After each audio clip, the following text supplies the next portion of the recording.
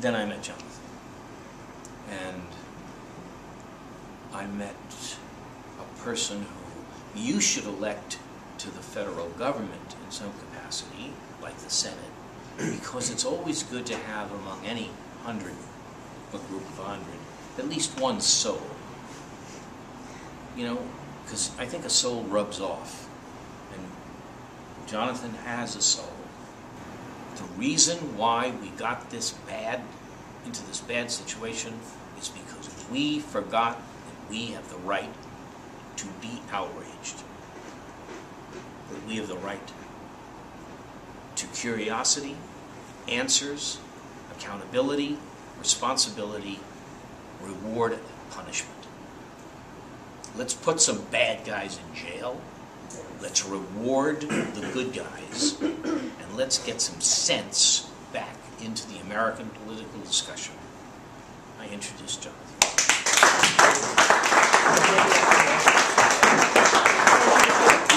We sometimes forget some of the most important documents that are the foundation of the country. And one of the things you obviously heard from Richard is that he loves this country very much, and he is a great patriot.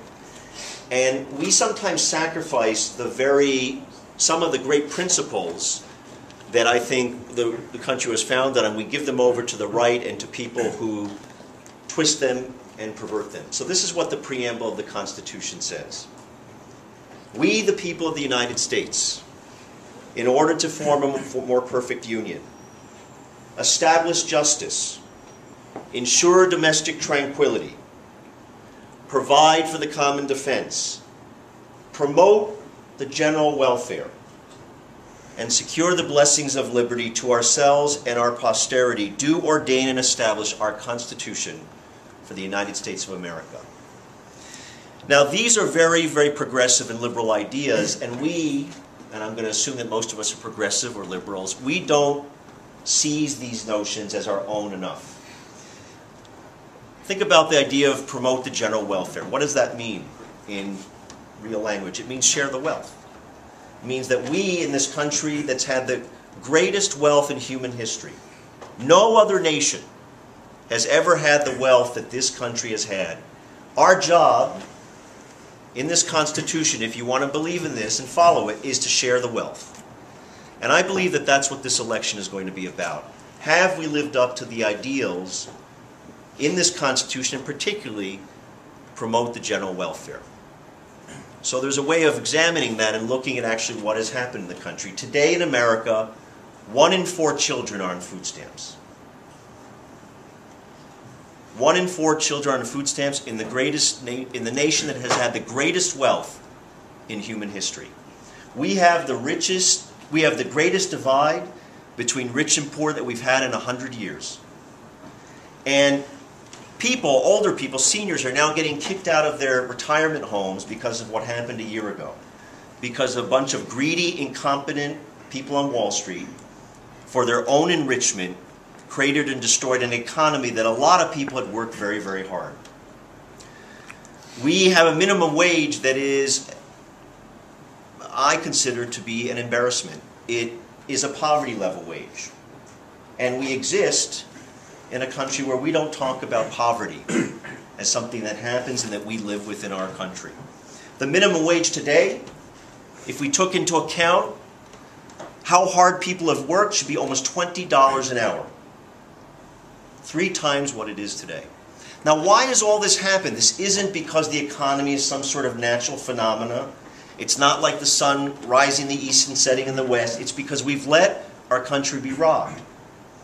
We've let a few people, an elite, rob this country of its wealth and pocket it for themselves. And this isn't something that just happened over the last year and a half. This is something that has happened over the course of 30 years. Where workers everywhere, people have worked harder than ever. They've been productive, they've done what they've been told. And you remember the whole idea of the American dream was if you worked hard, you came to work, you kept your nose clean, you put in a fair day's work, you'd get a fair day's wage. You'd maybe get health care, you'd get some retirement. That is gone today in America. Now, it's gone if we let, as Richard said, let our country be taken over and not stand up and fight against that. And I believe we have to fight today, right now, this year, to take back the country. Massachusetts was not about Democrats versus Republicans. In my opinion, Massachusetts was about people angry and fed up at the dysfunctional system that they live with. And they are fed up with the insiders, and their way of taking it out in Massachusetts was to vote out the person who was seen as the insider and vote in someone who they perceived as being an outsider. The anger that is coursing through America can go one of two ways. It can go in the direction of the Tea Party. It can go in a way in the direction where people want to tear down our government and tear down our society, continue to empty out the coffers of the government to let it do what it should be doing, or we can capture it, I think, for good and change the economic rules in the country. There is no way in a normal society where we had control of this economy and our government that the very same people who created our economy, the Robert Rubins of the world, the Larry Summers, the Tim Geithners, not only did they crater the economy and they should have been fired, and some of them, as you point out, should have been put in jail, in our crazy world, they actually are still in power. They're making policy. Now, I believe that some of those people should be in jail. They certainly should not have the jobs they have today. And that's simply if we really abided by the rule of law. You break the law, you destroy the economy, you should be fired. So I believe that this is the greatest crisis we faced in our lifetimes, and I believe that we can actually change the country if we act now. I want to talk briefly about the dynamics because everybody loves the big thing stuff, but you want to know about the actual race. A lot of you have been reading about what's happening in this race. I want to say very clearly, I can win this election. This wasn't like 2006, where there was not really a day I thought I could win the election. I ran for one reason and one reason only, which was I believed we had to have a debate about the immoral Iraq war. And we had to hold people accountable who supported that war, and we had to have a debate. We were somewhat successful. We got 125,000 votes. This is a different scenario. I'm facing somebody who is not popular. There are very few New Yorkers who can actually pronounce her two names correctly. And we could do a little test, but I don't want to embarrass anybody. The evidence for that is how many people have thought about running against my opponent and refused to run till now. Partly because they, I don't believe, had the vision and the soul to run for the right reasons. What they were about was really trying to promote their own political careers. So most of them waved the flag, I'm going to run in order to get some press. They didn't actually believe that this was a moment in our time to change the country.